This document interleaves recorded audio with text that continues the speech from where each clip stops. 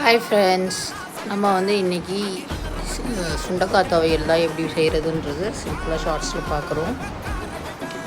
இப்போ பார்த்திங்கன்னா நல்லா கடாய் அடுப்பு வச்சு நெய் போட்டு கடலைப்பருப்பு, கருப்பு உளுந்து, வெள்ளை உளுந்து கூட நீங்கள் ஆட் பண்ணிக்கலாம். இதெல்லாம் போட்டுட்டு சின்ன வெங்காயம், அதுக்கப்புறம் பார்த்திங்கன்னா பூண்டு, உப்பு, கல் உப்பு தேவையான அளவு, ஜீரகம், காஞ்ச மிளகா ஒரு 10 மிளகா, அதுக்கப்புறம் பார்த்திங்கன்னா கருவேப்பிலை எவ்வளோ தேவையோ நீங்கள் அவ்வளோ ஆட் பண்ணிக்கலாம். நிறைய கூட போடலாம் கருவேப்பிலை, ஏன்னா நம்ம துவையல் அரைக்கும் போது அது கொஞ்சம் நல்லா தான் இருக்கும். அதுக்கப்புறம் நல்லா நம்ம ஆல்ரெடி வதக்கி எடுத்து வச்சுருக்க சுண்டக்காய், அதுக்கப்புறம் புளி ஒரு சின்ன சைஸு, இதை தட்டில் போட்டு ஆற வச்சு மிக்சியில் போட்டு நல்லா கொரன்னு அரைச்சிட்டோம்னா சூப்பரான டேஸ்டியான சுண்டக்காய். நீங்கள் சுண்டக்காவை இந்த மாதிரி செஞ்சு ட்ரை பண்ணி பாருங்கள். இட்லி, தோசை, சுட சுட சாதத்தில் கூட வச்சு சாப்பிடலாம். இது நம்ம உடம்புக்கு ரொம்ப நல்லது. அதனால் கண்டிப்பாக ட்ரை பண்ணி பாருங்கள். நம்ம சேனலை மறக்காமல் சப்ஸ்கிரைப் பண்ணிவிடுங்க, லைக் பண்ணுங்கள், ஷேர் பண்ணுங்கள். பாய்.